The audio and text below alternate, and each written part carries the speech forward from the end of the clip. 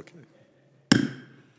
Call tonight's meeting of the Gun Barrel City EDC meeting for March 12th, 2024, being held at the Gun Barrel City Council Chambers, 1716 West Main Street, Gun Barrel City, Texas. We will begin the evening by establishing a quorum. Establish a quorum to my left. Burson here. McCullough here. Rankin here. Key here. Damiano here. Ligon here. Bond here. We have a quorum. Before we go much further, I'd like to thank you for coming and being with us tonight. This is nice to see the turnout, and I want to acknowledge our city council members, Jennifer Jacobs and Cindy Key, and our mayor, Brian Crow. Thank you for being here, and our director, who is also the city manager. We're glad to have you here with us tonight. Okay. Let's stand for a moment of silence and the pledge.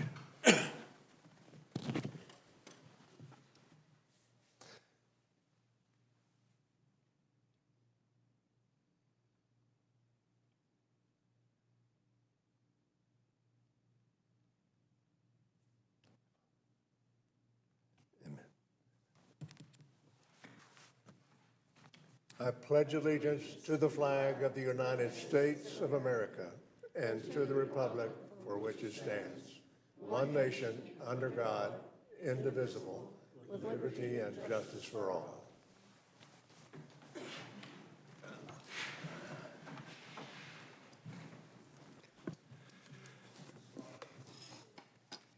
Just a bit of housekeeping. Gun Barrel City EDC reserves the right to adjourn into executive sessions at any time during the course of this meeting to discuss any of the following matters as authorized by the Texas Government Code 551.071, consultation with an attorney, 551.072, deliberations about real property, 551.073, deliberations about gifts and donations, 551.074, personnel matters, 551.076 and .089, deliberations about security advices and/or deliberations regarding economic development negotiations. We have no intentions to go into those meetings tonight, but I'm going to let you know that we do reserve the right. Comments from the citizens? Do we have anybody sign up for comments tonight? Okay. Go to item number 4, presentations. Presentation from the retail coach on primary and secondary market areas. That's, turn that over to Angie. Good evening, board. So as you all will remember, in, I believe it was January, we signed a contract with the retail coach to do a study on the retail market analysis. You got a copy of that report in your... Can you hang on a minute? Do we have a, can we get it on our screen or? Are they turned on? Turn your computers on. If you turn it on, it should be there. No, keep going. There it is. We got it. Okay, yeah, turn your monitor on, it should be there. So we brought them in to do this, to do our primary and our secondary retail market. As I mentioned to you guys back then, this will likely be a multi-phase. Aaron couldn't be here tonight, but Caleb is, and Caleb has a presentation, and I'm going to let him go through it and allow you guys to answer any questions.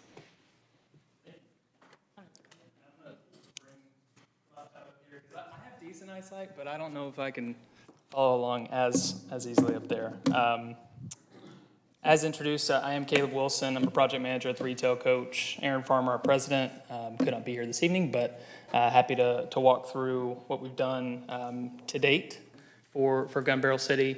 You know, I took about an hour or so kind of driving around Gun Barrel City before this just to kind of familiarize myself a little bit more. We've been here in the past. there's a lot that's been happening. You guys have some great centers already, great established retail. I think that it's ready for some next steps. I think we're in a perfect timing for this. So I'll just kind of get into it here. And what's easier for me to just kind of acknowledge as we go forward. So we'll start on the primary retail trade area. So the next slide, the way that we gather the data to pull a retail trade area for a community is by using cell phone data. I'm sure you're all familiar when you get a new app or when you get a new phone, there's probably plenty of notifications that come up when it asks you, do you want to have your location services on? Most of the time it runs in the background. You're always being tracked by your cell phone. It's good enough data at this point to really track where folks are going from their home location or from their work location. So when we track the retail trade area, we use that from a home location. So these reports that you're about to see are all gathered on a specific polygon based off of the trade area and off of cell phone data. When we draw these polygons, this is by using 5 to 7 main locations in a community and drawing that polygon around and then extracting what demographics are within that polygon. So it'll make a little bit more sense as we go forward, but we can go to the next one. So this is just an aerial of your primary retail trade area. And not just yet, but once we go to the next slide, that's gonna show to be about 60,000 people.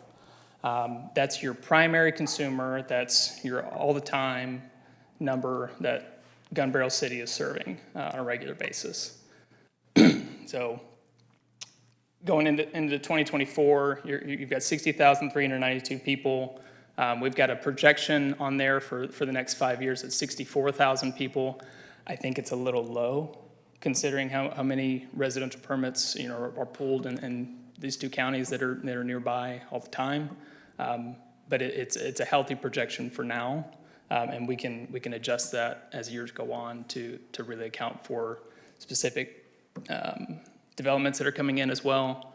But it really shows a good growth pattern there.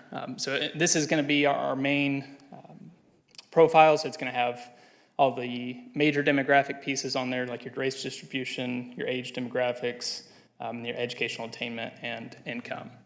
I do want to point out the average household income as well at $73,613. That's a really high average household income, I think, for this size of a community. I think anything above 65,000 is a really good mark. So really, really healthy market profile numbers here. So going into the next slide there, and this is where I'll have to scroll down a little bit. So this is a retail demand outlook analysis. So when we use this report when talking to retailers or developers, this is what we can pull on sales data. So this is reported for back in 2023. We're about to get 2024 data, and we'll update that at that time. But it's just not ready yet. But for 2023, you had $526 million in sales demand. And then we project out for the next 5 years at 2028 at $602 million in total for retail on that sales demand. So that's 2.71% cumulative annual growth rate. So anything above 1.5% is a really healthy growth rate for anywhere in the country, from what we see all the time, every day, and you guys are close to doubling that. So really healthy numbers across the board here. So this is going to break it down into 72 different retail sectors. Some ones that would definitely want to point out, your paint and wallpaper stores, growth rate of 6.18%. I think that's normal to see in a market like this where you've got a lot of growth coming this way. You'll continue to see that. We know that Lowe's does extremely well. For example, so just hardware stores as well, looking at 3.68%. So all the way down the line, very healthy numbers. The one section that does come up as of late that's on the negative is going to be clothing stores and shoe stores. Very understandable, not anything abnormal. We see it all the time now. is just because of a lot of online shopping.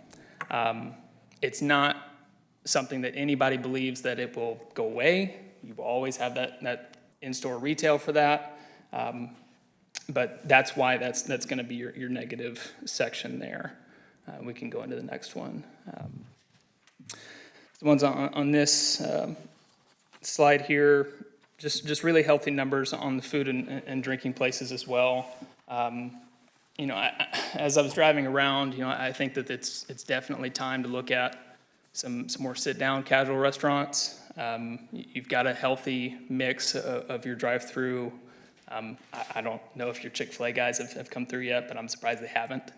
At 25,000 cars a day on your main road there on Main Street, and then you got 20,000 cars coming on 198. I mean, there's plenty of spots right there that I would think, if they're not seeing it, they should be. So just as a kind of the next level drive-through, and then looking at those casual sit-downs, kind of looking at those destination-type larger retailers that really can be here now, I think, just from our perspective. So we can go to the next one. So these are going to be similar reports to what you see in the primary trade area. This is just going to be the broader view. So when we run the cell phone data, that primary trade area is going to be where that high concentration is. This secondary trade area is going to be that lighter concentration, your less visited group that doesn't come as often, but these are people who still come to Gun Barrel City enough to account for on the secondary trade area. So in the next slide, this is going to bump you up to 108,000. So again, really, really healthy numbers that are coming through here regularly. You know, we can look at this when we talk to retailers and developers and really paint the picture well. I think for this community out here, this is really strong numbers to continue to pull at that rate. We can go to the next one. A little bit higher growth in the demand outlook as well, all across the board. Kind of the same trajectory on some of those sectors. 2.86%, which is a little bit higher as a cumulative growth rate on the secondary trade area, which we would expect considering kind of what it pulls in. We can go to probably the next one after that. So I didn't start with the community for a reason. So when somebody looks up Gun Barrel City, they're going to look up what's the census data for 2023. You know, what is it showing today? How many people are actually there? That's just not realistic in the retail world. They're looking at a trade area. So this is not something this is what, if somebody's looking up on the internet, you know, how many people live in Gun Barrel City, this is what's going to come up. In the next slide, that's only going to be just under 7,000 people.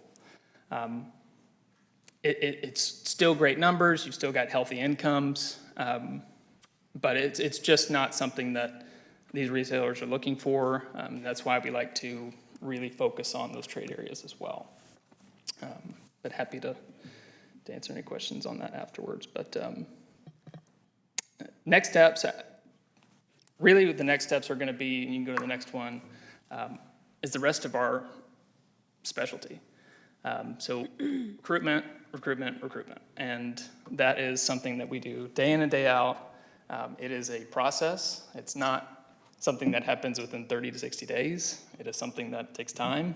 It's going to take us meeting with local real estate agents, meeting with local developers, new developers that are in the nearby markets, starting those conversations with those retailers, really versing them in the market, looking at land, acquiring that land, construction, et cetera. So recruitment is a large phase that we do often. You know, we're going to come in and, you know, identify what those opportunities are, create that list that we think that we can actually go after, and then move forward from there. And definitely wouldn't shy away from having some success within the next 12 months if we started tomorrow, for example.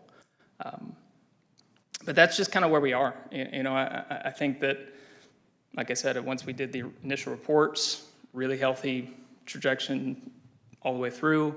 I don't think that Aaron or I both have any worry about what we could have here as a project.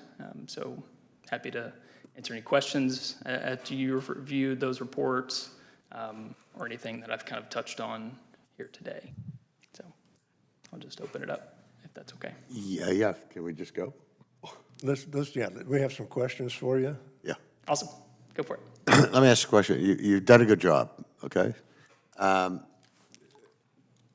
How would you categorize our economy? Are we a resort? Are we retirement? What do the numbers tell you? So what we haven't run just yet is the psychographics. That would be able to tell you exactly what kind of block you would fall under as far as your top. And the psychographics are basically demographics on steroids. Okay. So it's really going to show in like what are spending habits. You know, what do those normal people usually buy? What do they keep? We haven't been able to do that just yet, just because the 2024 data is not available. We will run that once that's completed, but I'd have to see what you're asking for as far as a tagline for who's your main Okay. consumer. The other piece of it is knowing that any city's economy is a blend of a couple of things. It's construction, it's manufacturing, it's consulting, it's services, and the whole bit. You guys cover the retail side. Do you cover the other side or the other components of it? We have in the past, and I would definitely say that a lot of this data is very helpful. It's not our specialty, just because we don't have the same network for some of those industries. But we've definitely done it in the past. We've done it with distribution groups as well, but it's just been because it just happened to be helpful in that time. For example, Aldi is considering doing distribution in the west side of Texas.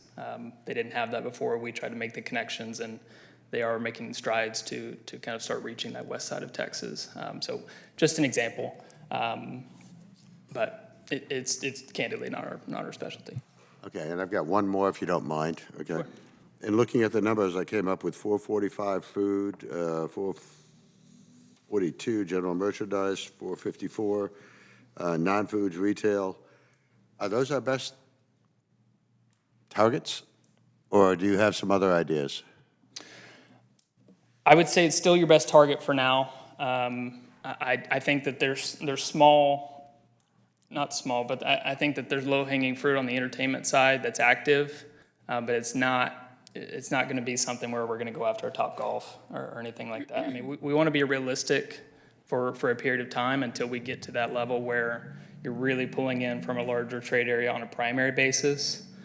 When that primary trade area gets closer to 75,000, 80,000, you're really getting into a huge draw, and you're very close. And Well, you just, continue to get there. yeah, I'm sorry, I apologize to everybody. Okay.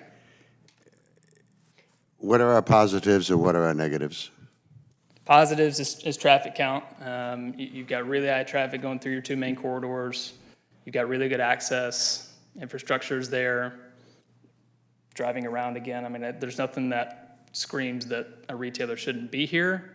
As far as kind of anything run down, I mean, your main strip center out there is full to the max with great tenants.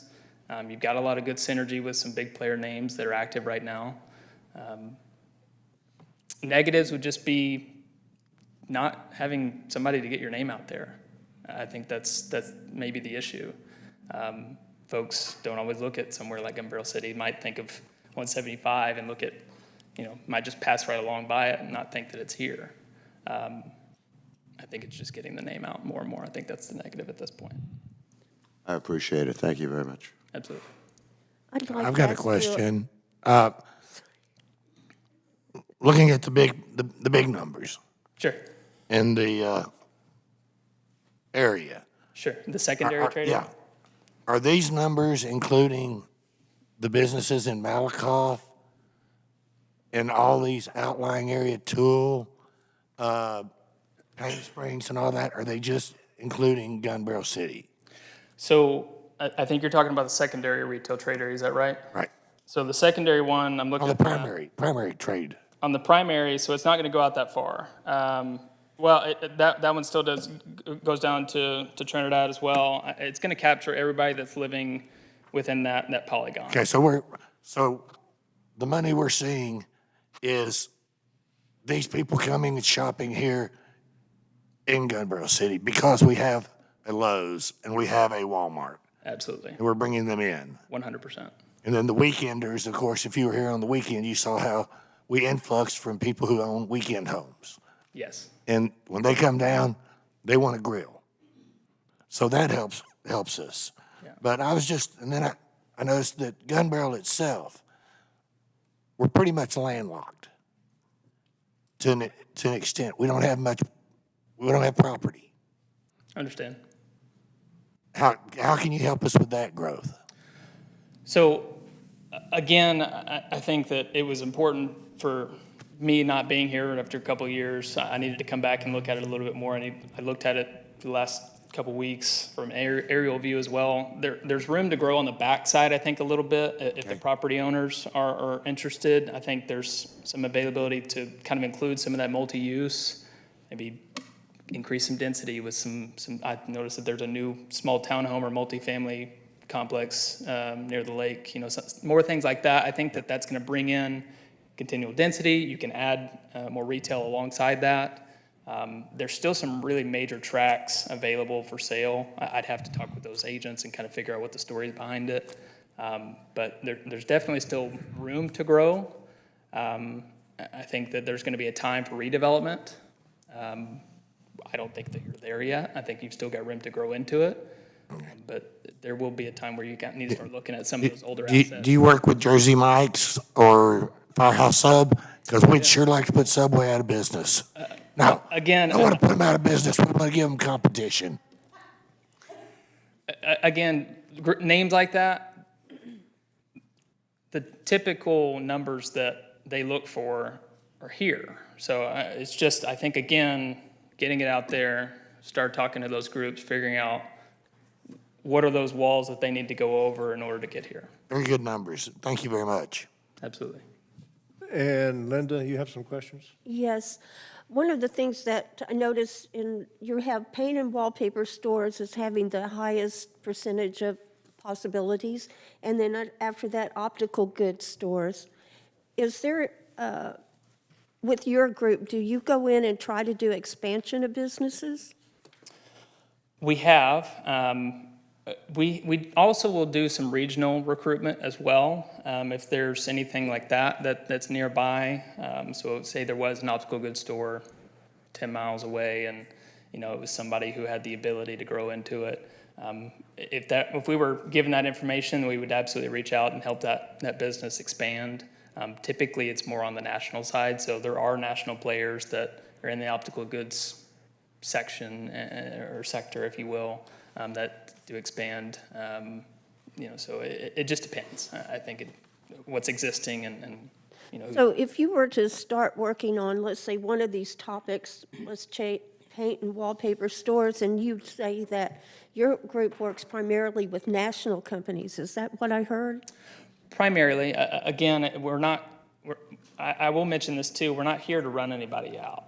So once we create the match list, if we do get to that point, whenever we start looking at what retailers, restaurants, and developers do we want to start talking to, we want to run that by the city first and make sure that there's not a specific user that we're going after that will run out, a family business that's been here for 30 years. That's not the intention either. Are we given an option to choose which of the national retailers we would like? Absolutely. So like I said, we'll go in and create that match list that we believe is a good target list of probably 20 to 30 groups that we think have good potential here.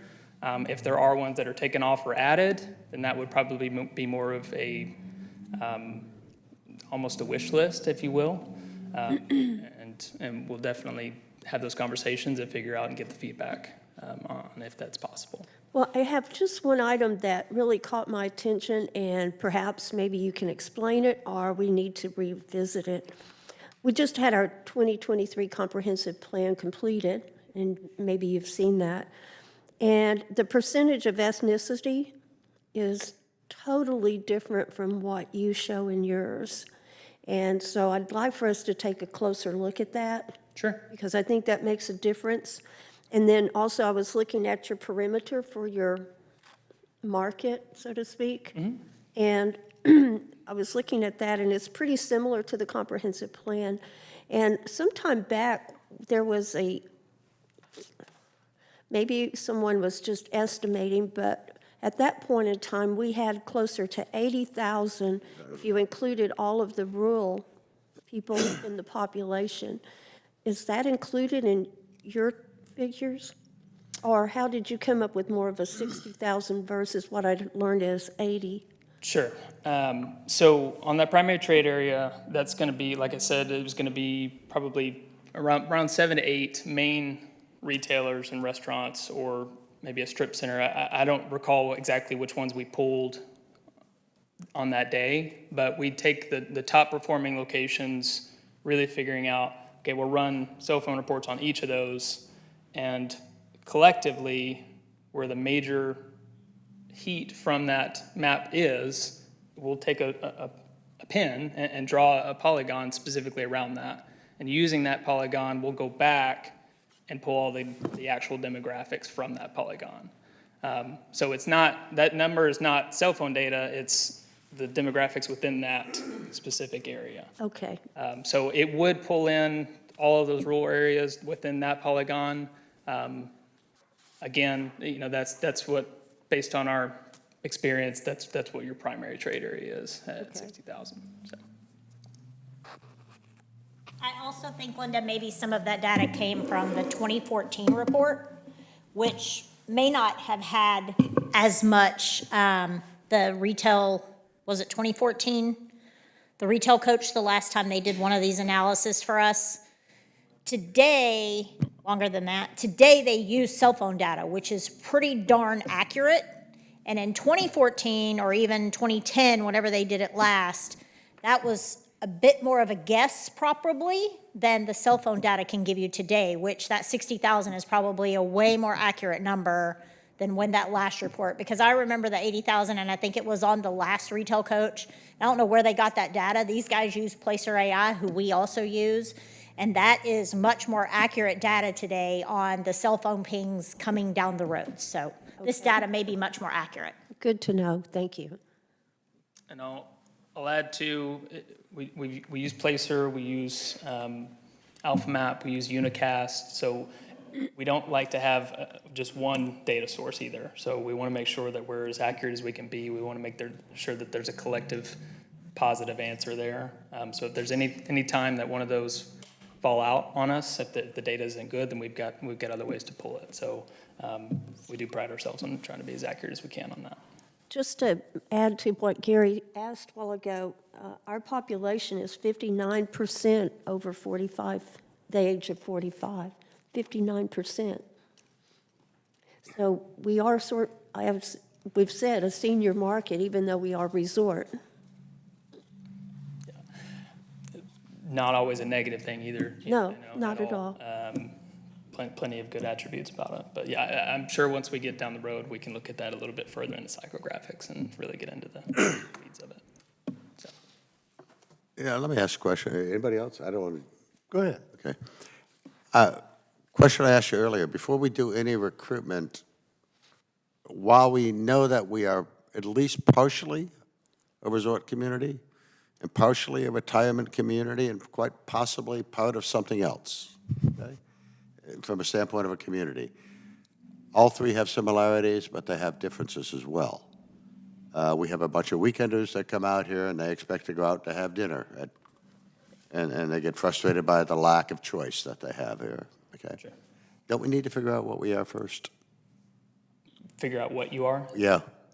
What our economy basis is.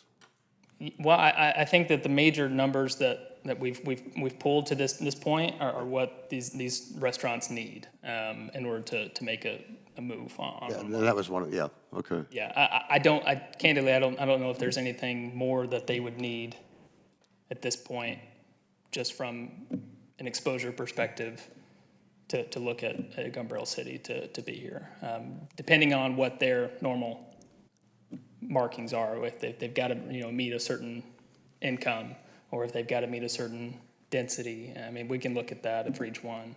But but I don't know if we need more at this point. Okay, well, then I'll ask one more question. The income ranges that you have for the different groups out here, Sure. does that take into account our weekenders, or is it the registered people that live here full-time? That'll be everybody within that trade area only. Trade area, okay. Yeah, so it's not gonna, none of that is in reflective of the cell phone data folks. That's strictly from pulling that demographics out of that specific area. So the only reason that we use the cell phone data initially is to really build the trade area around it. So it's just the initial part of it, and then we go back and actually just extract only the demographics of the people that are living here rather than the weekenders. I appreciate it. Thank you very much. Sure. Any further questions? That answered mine. Yeah, between the two of them, we pretty well covered it. There you go. Awesome. Thank you for your presentation. Is that all that you want to present on that, Dr. Smith? Yes, so this was just a wrap-up of that, and then we will meet with Aaron to determine kind of what next steps are and work on a contract on how Retail Coach might help us reach out to some of those those national businesses, right? To see who comes in and what we can target. As I mentioned, I think we had a contract with these fellows before, and we ended up with Chili's. That's how Chili's came to Gun Barrel. They have worked for a long time, several years, with our neighbor, and one of our neighboring cities, and that contract is now gone, and they're doing it on their own. And so we have a unique opportunity to really take a lot of that knowledge they already have about our retail market area and bring them to Gun Barrel to help us do some recruiting. Because, recruiting really is who you know, and getting them here. And you see Jane on the front, they do this as well, and you see her shaking her head, but it really is who you know and being able to speak that language. And that's something that none of us can do, unfortunately. So, but we'll bring that back to you and look at that and determine how we move forward. But I just wanted to catch you up to date on where they were on the report that we agreed to have them do. That's good. Absolutely. Thank you all. Okay, Thank you very much. Thank you. Move on to item number 5, subcommittee updates. Bylaw Review Subcommittee, an update from what's going on there. We met, I believe our last meeting was we didn't meet this month. We've spent quite a bit of time going over things that we knew that were wrong with the bylaws and trying to get them back in line with other EDCs. Linda and Gary spent a lot of time looking at other cities' bylaws. And I think we've put together a really good, strong bylaws. We've actually incorporated something back into it that hasn't been heard of for a bit, and that's the standing rules. We found some places where they were putting bylaws in as standing rules in as bylaws, but it needs to be its own separate thing. Angie helped guide us. I think it was very productive. I'm hoping we have a meeting on April the 16th. I believe that's whenever we finally decided to kind of go over and just fine tune. And hopefully after that meeting, we'll have something to bring to the board for the board to review and to consider. And then once we work through that, then we can take it to council and have council approve it. And there was a lot of hard work put into it and a lot of good back and forth. I mean, it was a very pleasant experience. So I've got to read Linda's. She sent the final. I apologize, I have not read it yet, It's okay. but I've got an extra month. So in essence, you're winding down and summarizing now, correct? Right. We're to the point of we should hopefully after the April 16th meeting have something to bring forth to the board for y'all's consideration. Great. Any other questions? Thank you very much, guys. We appreciate all the work that you're doing on it. Next report we're asking for is from the Loan and Grant Committee update. It just started meeting, and do you want to, is that going to be you, or I believe that's Paul, you want to do it, Paul? right? Or Jay? Yes, I've got it here. That'll be fine. Y'all can hear me, okay? They have only had one meeting, so, but they did a lot in their first meeting. So next up is loans, and then we'll have one more meeting to go through grants. So Paul's got enough. I have a list of things that we tried to accomplish in our meeting where we can try to make everything consistent in the way we do things. We're making applications on the website, and we're not printing copies that we just stack up. People can go to the website, they can fill out the application there, print it out, and send it to us. We're going to raise the interest on our loans. Right now, it's at, 2%? The way the inflation is now, the way the interest rates and everything are going up, we want to try to go like 1.5% to 2% above prime. That still keeps us below the bank loans. Right now, they're 8 to 12% is what they're charging the loans at the banks now. So we'll try to get that set up. We're only going to review and accept applications 2 to 4 times a year instead of just one at a time. We get them all at once if we could. The applicants. Now, this is just what we went over in our worksheet, okay? All we're doing is bringing information to the board that we can try to look at and confirm what we want to do, okay? That's all we're doing is trying to get a basis of what we're looking at. Applicants must provide a profit and loss statement when applying, as well as every year that they still have a loan with the EDC. That way we have an ongoing progress of what they've done. New fee for non-payment, people that hadn't made payments to us. We're looking at getting a 10-day grace period, and after that, we will apply a fee of 10% of the payment to that. If they can't pay that or do it and bring it up, they'll need to bring the full amount of the loan current. That way we can control our money that we have invested. We need to set specific building standards for the different facades in the what they're on the grants that we give out. No more long-term loans. Under $100,000 amount, the applicant would have to have a max of 6 years on the loan.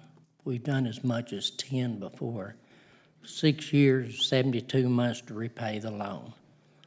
Over $100,000 would be decided on a case-by-case basis because of the money that's involved in it. A list of all assets owned, free and clear, to be considered for collateral would need to be provided by the applicants. The board will decide on a case-by-case basis the amount of collateral required for the loan applicant.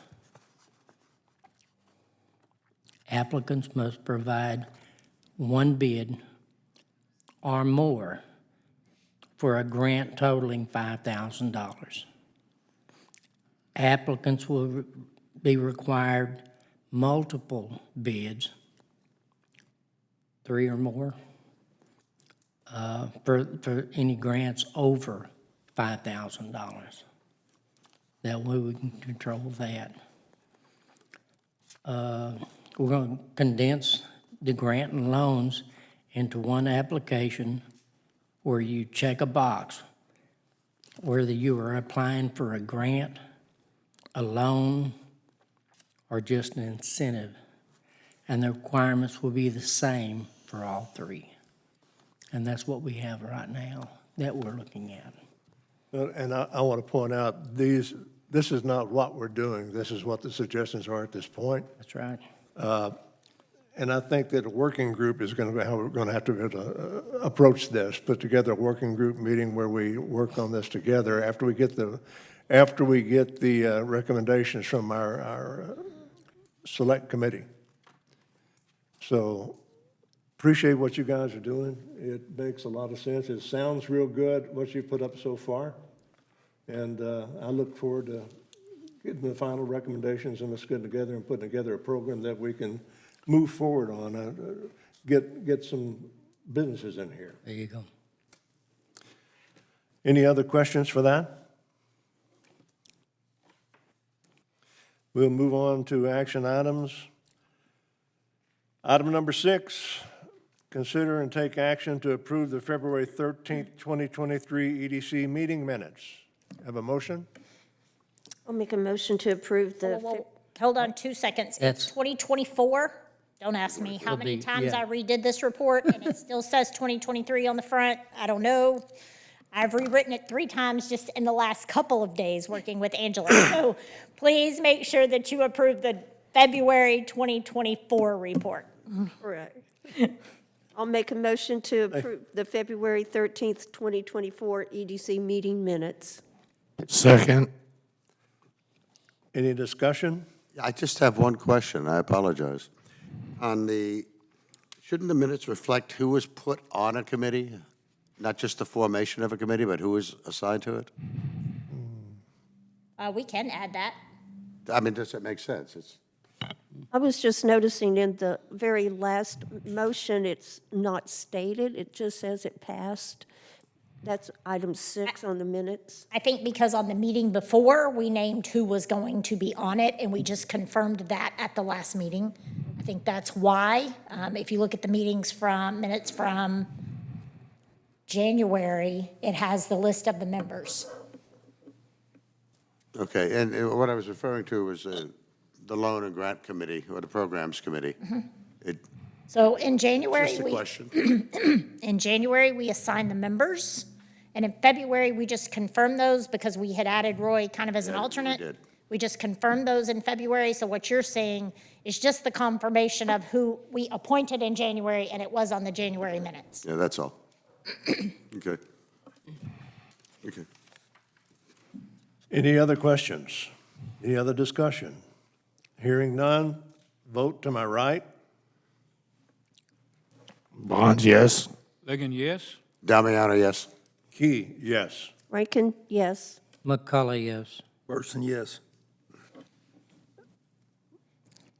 Item passes, and we adopt the February 13th, 2024 meeting minutes. Item number 7, consider and take action to approve the February 2024 EDC financials. I make a motion that we accept the February 2024 financial report, striking out the 23, replacing it with 24, as presented. Second, Second, Burson. any questions or discussion? Yes, please. Under notes receivable on February 2024 column, could you confirm if those are all current? They are not all current. Stephen and I have spent the last 2 days calling anyone who is behind on their loan. We have a list of that. We have spoken to a couple. A couple came and brought their loans current today. A couple have brought their loans current since the end of February.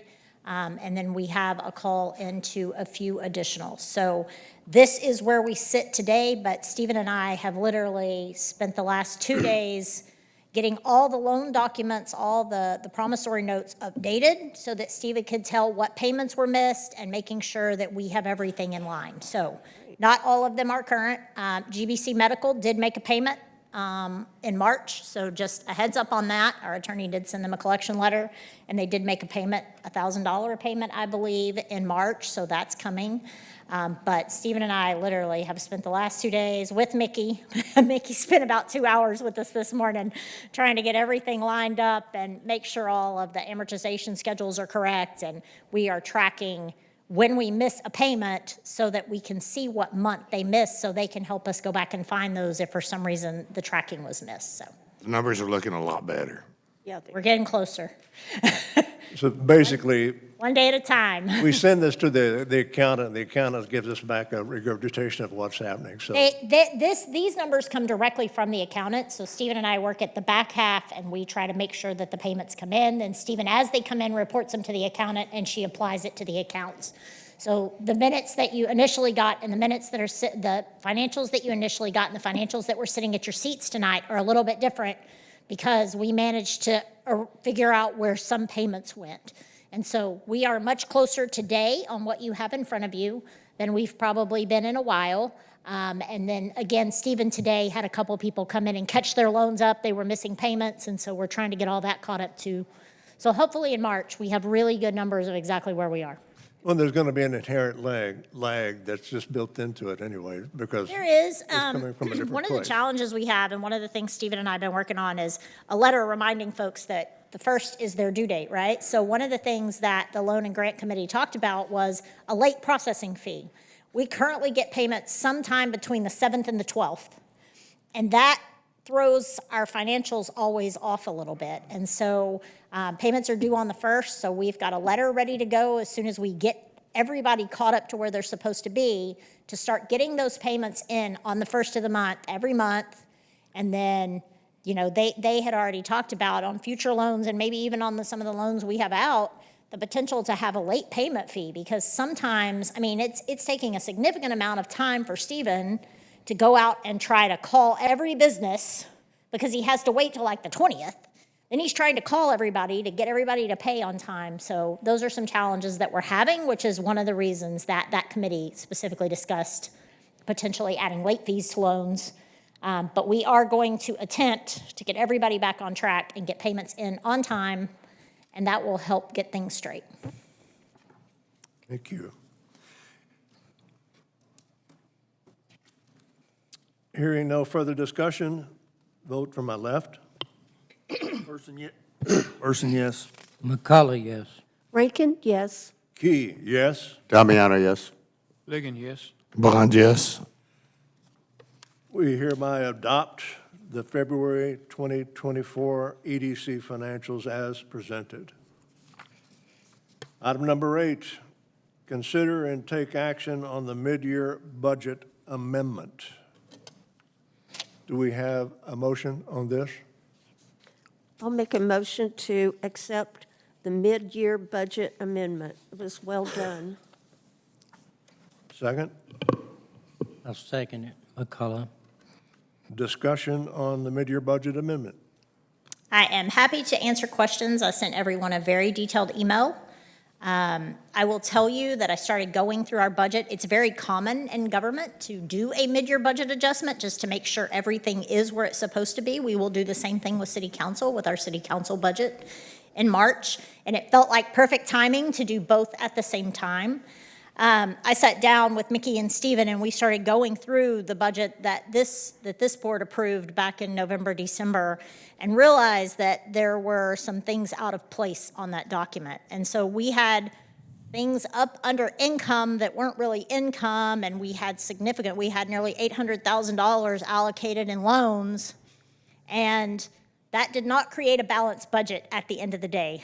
We had to get a budget approved when we approved it because we needed y'all to be operating, but we needed to do some adjustments. And so Stephen and I sat down with Angela. As you know, our audit firm is helping us get the books back in order with Angela so that everything is very clean and we've written off any, something that came on in 2016 on our financials and never got taken off because the books changed, the person changed hands that was submitting things.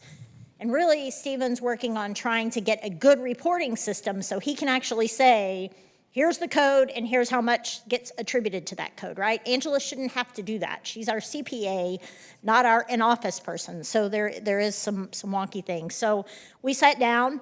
This budget looks very different than the last budget you approved, but if you notice, it is tied to account codes.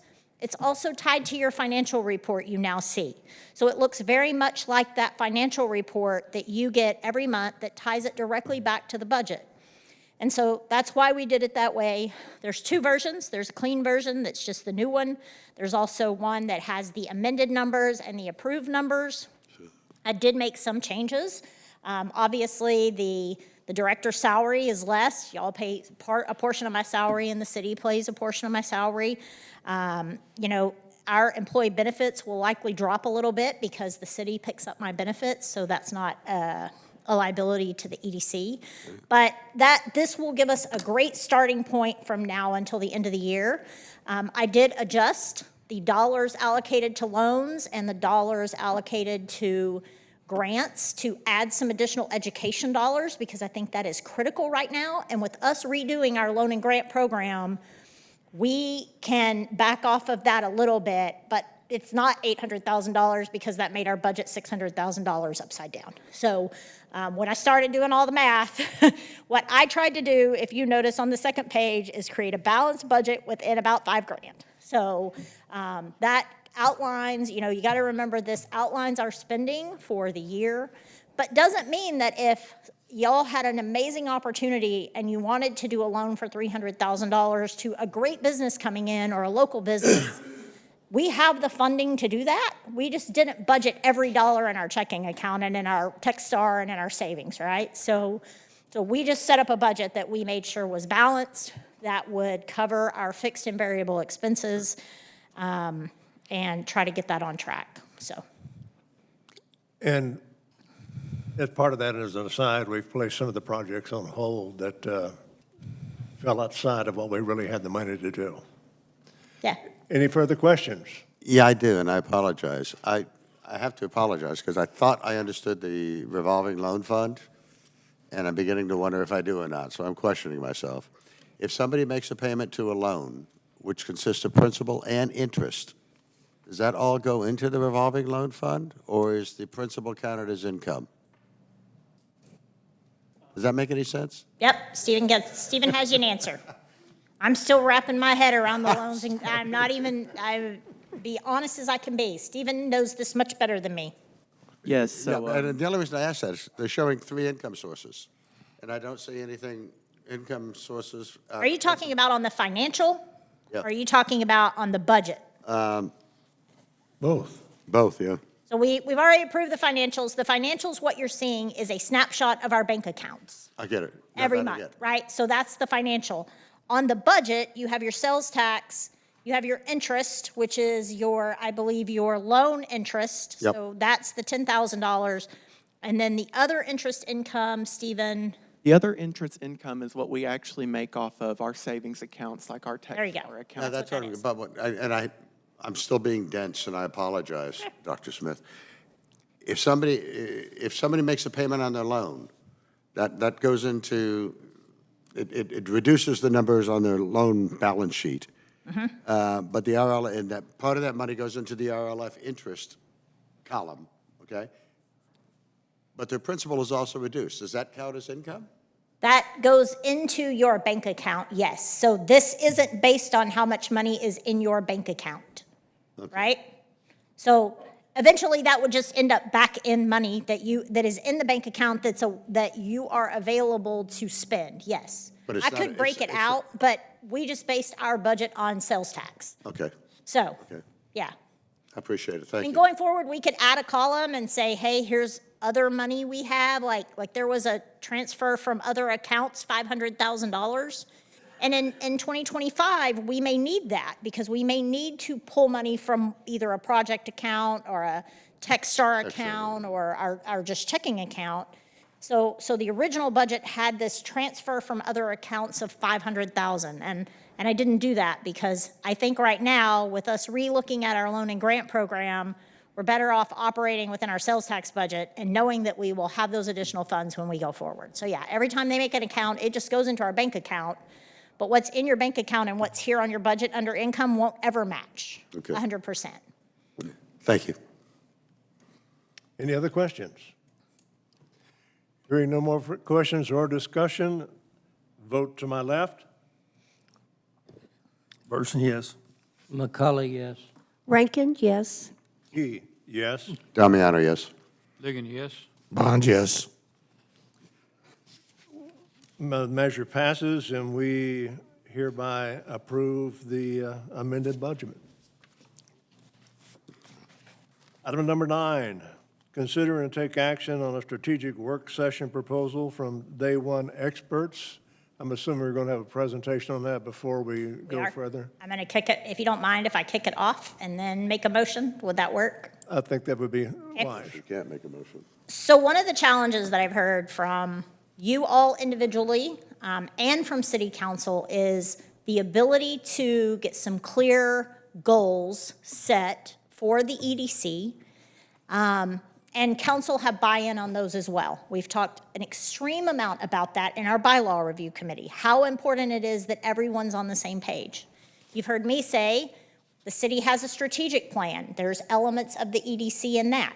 The city has a comprehensive plan. There's elements of the EDC in that. But getting everyone on the same page, marching forward, when you have a giant turnover in a corporation, any corporation, is super, super important. And this is one way to do that. As you know, that's not my background. I wasn't necessarily an economic development corporation director. I came from the municipal government. Economic development reported to me, but they were a department of our city. And so when I first came here, one of the things I did is reach out to a lot of my resources to say, hey, how do I set this corporation up for success? It isn't about necessarily just the EDC board or just the city council, but the corporation as a whole. How do I set it up knowing that potentially half of my board could turn over October 1st because you term out, and a year later the other half because you're on 2-year terms. So there's constant changeover on this board. Some folks are back that were on it before, some folks are new, and that's going to change every time. So how do we set goals as a corporation that council has buy-in to and take this organization, this corporation, to the next level? And so I reached out to some folks that I worked with, and Day One experts came highly recommended. I will bring Jane up, and Jane can tell you all about them and what they do. They just worked with Farmersville. That is where my friend had Larry Tucker, is a retired economic development. He did this his entire career. He is now retired and does consulting, so he goes in when a EDC needs a director for a short period of time while they recruit, and he helps them out, get everything straight, make sure they're set on a right. And I connected with Larry, and Larry connected me with Day One and Super Dave, who you will also hear from.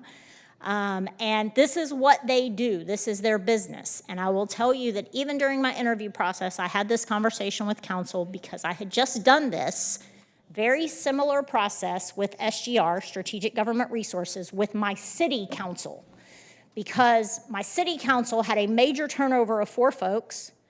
The very next year turned over 3 folks, and here we were with 7 that had a strategic plan and had a comp plan, but needed to all get together and come up with what versions of those were the most important to those 7 people. And SGR came in for a very similar rate. They did an interview, much like this one calls for. They then did a 1-day workshop where they came in and worked in small groups, rotating those small groups so everybody got a chance to work together, have a voice, and walk out of it with one clear goal.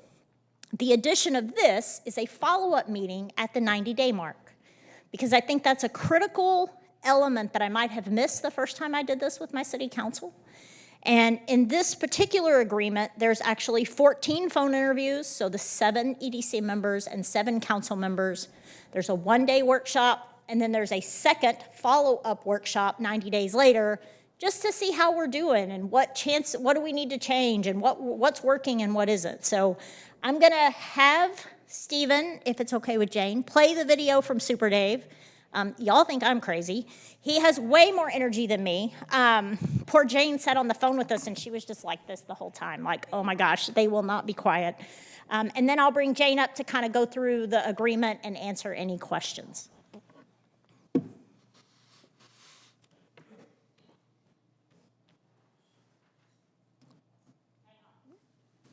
Don't read lips very well. I like it so far. I gotta hit that restroom. I'll be right back. Hi, friend. Thank you for giving me this opportunity. Day One Experts can Grove City's bright future. I'm Super Dave Quinn, and I represent a team dedicated to transforming economic development visions into impactful realities. I'm so sorry I couldn't be there with you tonight. Now, I want you to imagine Gun Barrel City as a kitchen brimming with the finest ingredients: strategic location, economic growth, a supportive business environment, and unmatched quality of life. Well, at Day One Experts, we see ourselves as the chefs who can help you combine these ingredients into a recipe for unparalleled success. Our team of seasoned professionals is equipped with the expertise and experience necessary to guide communities like yours. We believe that Gun Barrel City has everything it needs to thrive, and what's needed now is a collaborative effort to agree on a shared vision for the future and to develop a strategic recipe to achieve it. Now, our proposed workshop for Gun Barrel City is designed to do just that. Together, we can identify the unique strengths and opportunities within your community, envision a future that aligns with your highest aspirations, and then develop a clear, actionable plan to make that vision a reality. This isn't about imposing a one-size-fits-all solution for your community. It's about customizing strategy that respects Gun Barrel City's unique character, while setting a course for economic vitality and community well-being. From strategic planning sessions to hands-on implementation tactics, our workshop will provide practical tools and insights needed to navigate your path to success.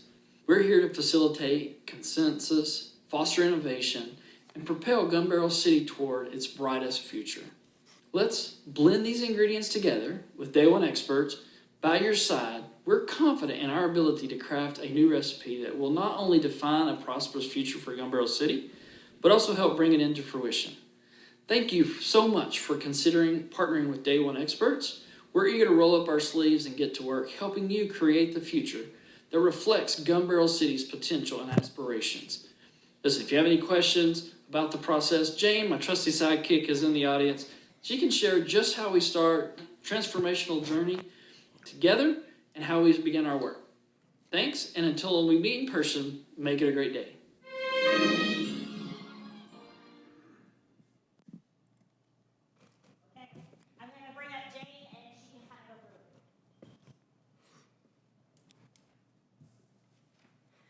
So first of all, the question that was asked tonight when I came in today, where it was like, what is an economic developer and what does he do? What do they do and what is their role?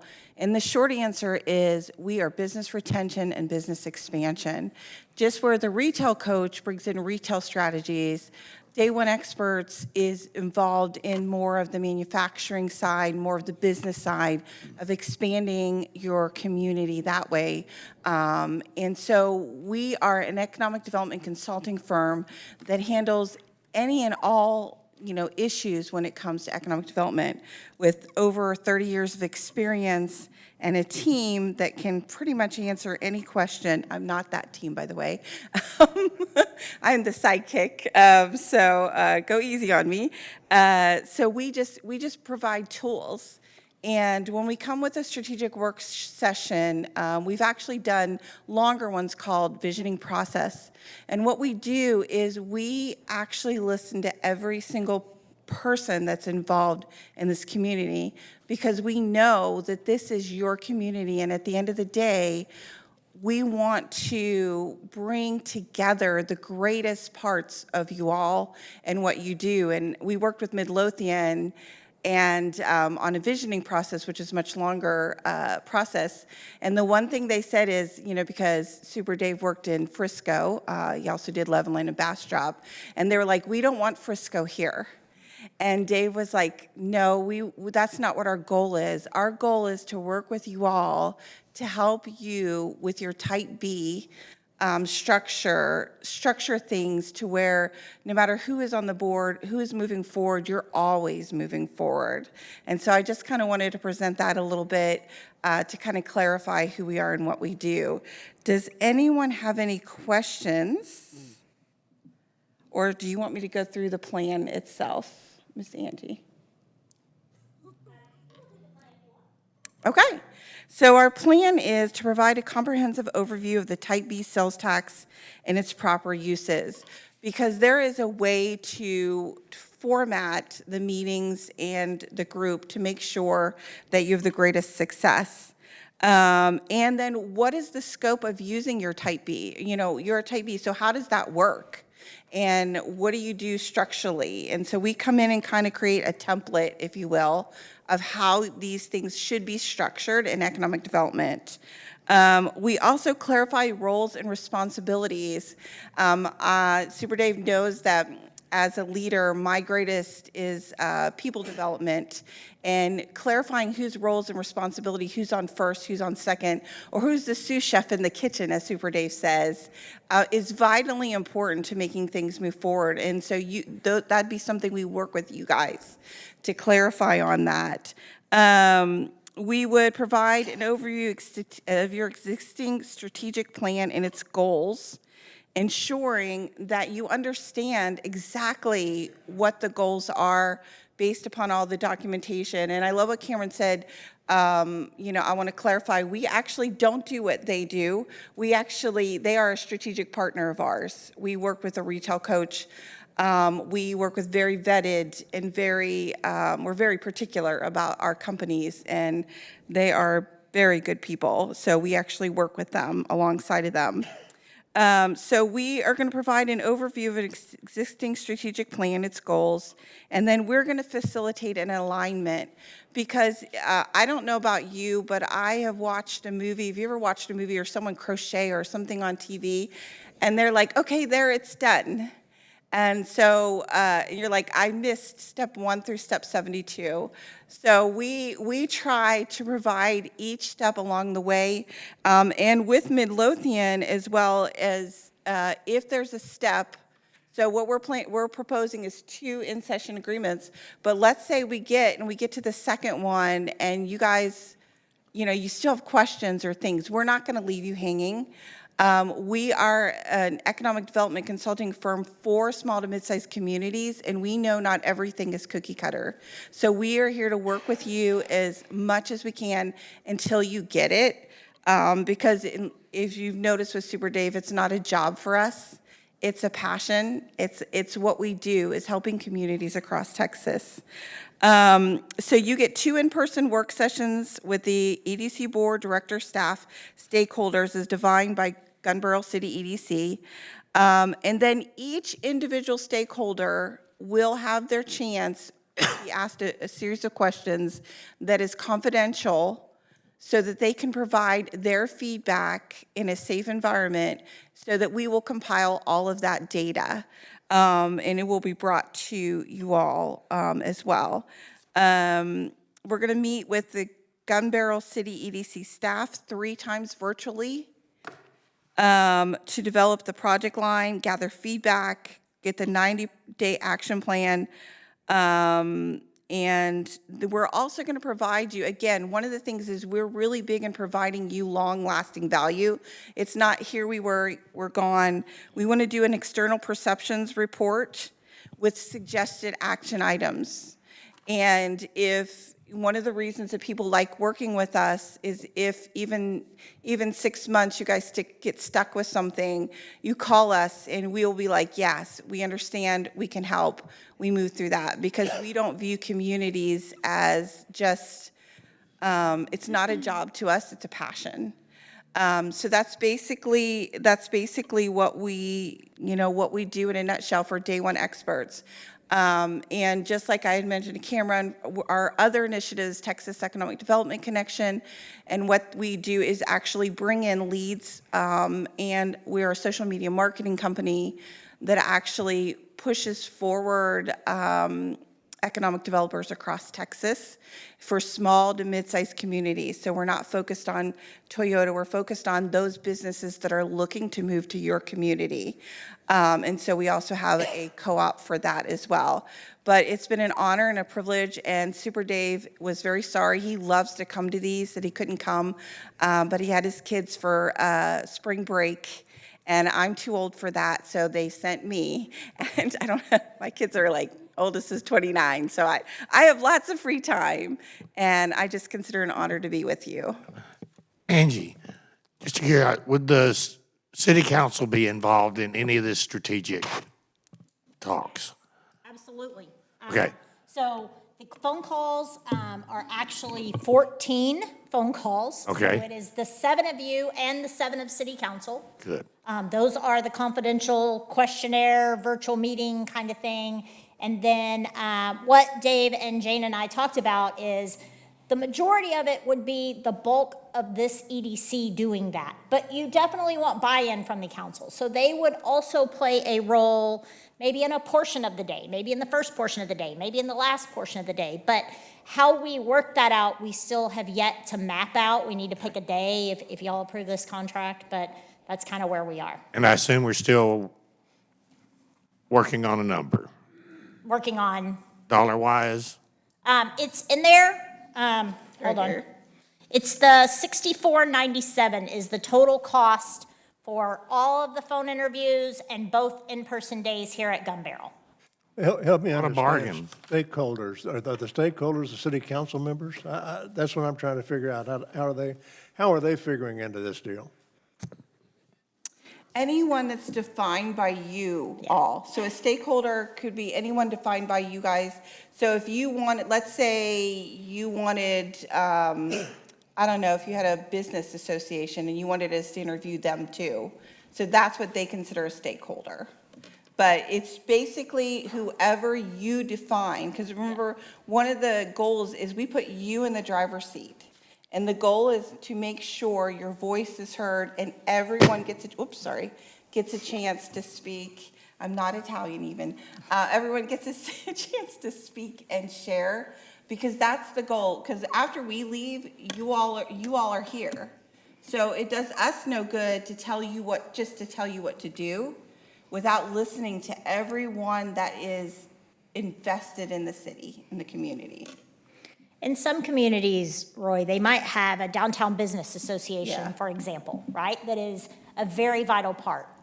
With our EDC, we had a downtown business association, and they were a vital part of what we did in EDC and in recruiting to that downtown area. And so that might be a stakeholder that I might say in Rowlett here, in Rowlett, say, Jane, I want you and Dave to call the president and have a phone call with them to kind of see if we're going to make downtown Rowlett a target area for us, what are we looking for, and involve them in the process. It's a little different here. I mean, in this case, it's mainly the EDC board and city council. So I think the obvious question I have that's already been asked me is the cost, $6,500. Is that something we're sharing with the city council? It would be, the brunt of that would be carried by the EDC. So, I mean, I did not approach city council about sharing in the cost. It is an EDC, this would be a function of the EDC and developing goals for the EDC. As your governing board, it would just be important, you don't have to involve the city council. I would guard you against that, but you don't have to if you wanted to not do that. But this would be EDC board member training for all practical purposes. So when you say board training, it's actually training them on development? What is the training exactly? Because the reason, I want to go to one other point on this before you answer. We had Pacheco Coke do our comprehensive plan, and they spoke to everybody, and they have all of our foundation for this sort of thing. And I was just wondering why we're not taking the next step with them to get to that point. So Pacheco Coke does not do economic development. I've worked a lot with them. They did an extensive amount of work with me in my career. But this is more about being able to take the comprehensive plan and the strategic plan and set goals, objectives, and action items for the EDC board and for the EDC itself. And That's what this is. It's not they're gonna come in and train you how to be a board member or train you, they're not rewriting our comp plan, that's on the city side. The city has a comp plan and they have a strategic plan, and the EDC has a part of each of those. This would be this third-party consultant helping the board members of the EDC come together to set goals, objectives, and action items to move the EDC forward. And it's also creating a template for your type B structure, because each community, whether you're an A or you're a B or how you're structured and your funding is structured, there is a specific way EDC boards should be run based upon that. So it's kind of like a template. So just like today, your template is you come in, you read the minutes, you do this, you do that, you do this. And that's kind of what we do, is we come in and set that structure and show you how to operate, how you should be operating as a type B board for EDC funds. So again, our goal and our role is not to tell you what to do, it's just to kind of come in and facilitate so that you all can run in the future. So just stated a different way, when this is all said and done, we're partners with you. You're gonna help, you're our coach, you're gonna help us get through this. And if we have a question where we've hit a wall, you're gonna get us around that. And that's all included in what we've put here, correct? Might help us with a clearer vision. I'm sorry, Keith. It might help us with a clearer vision of what our strategic Yeah, and I goal think is. that is the missing element, I'll be honest with you. And could the 7 of you sit down and try to do this and come out with clear goals? I think you could. You have 7 very strong personalities. And and I've worked with 3 in this group and 3 in this group, and I see those personalities come out. And I think this is a critical, almost point where you have a third party. I mean, y'all know I have a doctorate in this, right? I have a doctorate in organizational leadership. And I could very well come in and do this, but it's not as impactful if I do it as it is when a third party comes in and does it and is able to navigate those personalities and navigate each of your different experiences, because you each have a different experience on this board. And as a third party, it's much easier. It's much easier for me to go into a completely different organization and do that, because I have a different impact on the people that are at that training than these guys that work with me every day and right? Know who I am and what I do and where my weak points are and where my strong points are and what I'm going to cave to. So, there is something to be said about bringing in a third party to help you navigate this, so that at the end, you know exactly where you're going, how you're marching forward, and you have buy-in from council to do that. And I've said in every bylaw meeting, and I mean this with all respect, but I hear sometimes, we just feel like we do whatever council wants us to do. But if you have very clear direction that council has buy-in to, then you know exactly what your goals are for the next 12 months, 24 months, 36 months. And if half of you aren't on the board next October, you still have direction. And I think that's the element that we need, because we're going to rewrite the loan and grant program, and we're going to rewrite our bylaws, and then we're going to rewrite our standing rules. We still don't have goals, right? Other than what's outlined at a 75,000-foot level in the strategic plan and in the comp plan. Mr. President, I'd like to make a motion, if possible, that we enter into and take action to enter into an agreement with Day One Experts for the proposed offer that they've made us for the $6,497, and move forward with this vision. Do we have a second? McCullough will second it. Okay, I know we have some more questions. Gary, would you go ahead? Dr. Smith, you know where I was coming from on this initially, okay? We've talked. I'm not totally against it. I've looked over the program. I think there's an awful lot of information that we could use. I'm going to ask you, have you talked to the city council about being part of this? I have not asked the city council because I believe this, I would have a hard time convincing the city council to split this with you. You have the money in your I'm budget. not talking about splitting it, Yeah. okay? Have I talked to them about participating? Yes, they know that this is on the table, but it has not been at a meeting. We have talked about it, yes. I've sent emails, and they are aware that we are presenting this idea.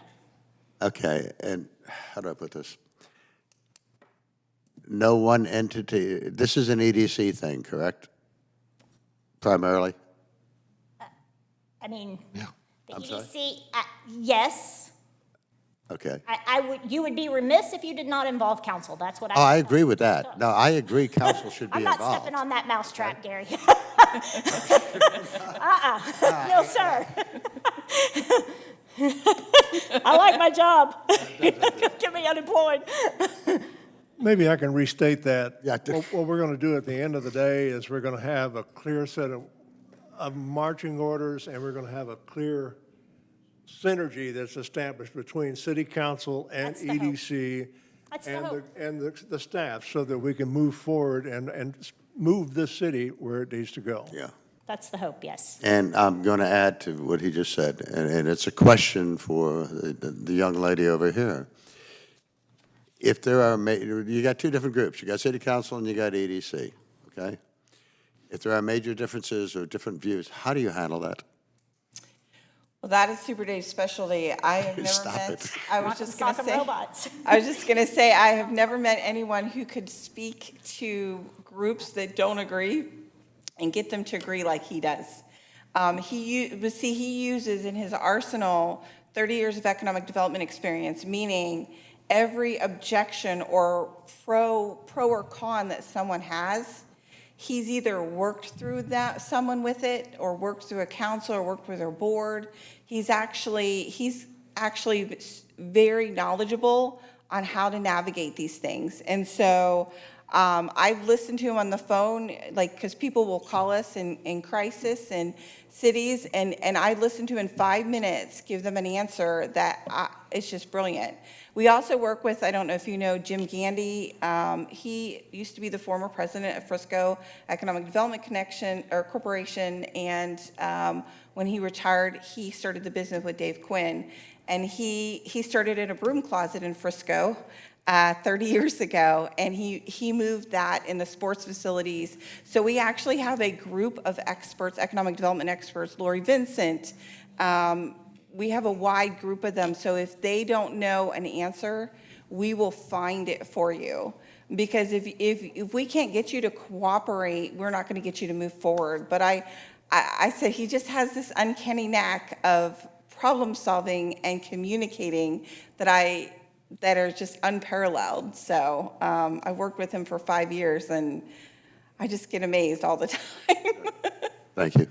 And also, I think along with what the question was being asked a moment ago, is if the city council says they're not going to take part in it, They will. I don't think that's going to be an issue. I think they will be excited to be a part I of think the it's goal setting. fantastic. I'm very excited about it. I think they will be excited, to be a part of it. No other questions, no other statements? Nope, I don't think we can take comments from the audience. they can't. Even if it's a council They can't. member. I'm sorry, I can't take one from there. We'll go to my left, vote. We Burson, need a yes. second. We need a second. You just seconded it. I so seconded let's vote. You want to vote now? Yeah. Burson, yes. McCullough, yes. Rankin, yes. Key, yes. Damiano, yes. Ligon, yes. Bond, yes. Motion carries. We look forward to working with you. Thank you very much for We your do as well. presentation. You did a very good job. Thank you. Thank you. I appreciate it. Now date, it's okay. Now we gotta pick a date. I want a motion to adjourn. Well, we now need to talk about dates. So I have 2 dates that I know Dave and his team are available. I have not run these by you all or council, so let me do it in this fashion so that I can make sure that I can get everybody where they need to be. The first date is April the 22nd. Would you all be available if I did it on April the 22nd? That should be a Monday. I think both of these days are Mondays. I'm available.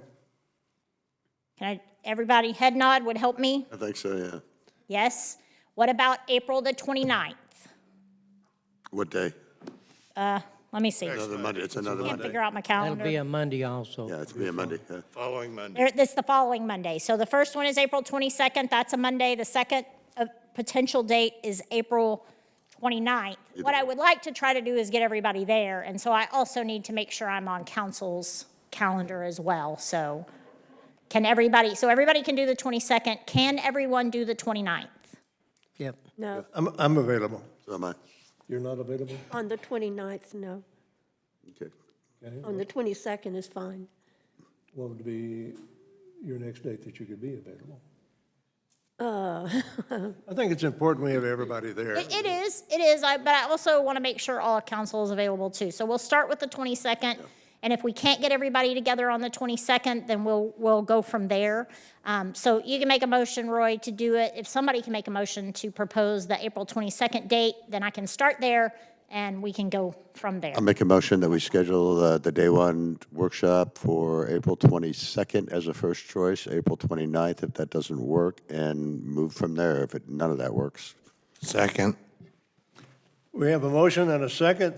Any other questions or discussion? Hearing none, a vote from my right. Bond, yes. Ligon, yes.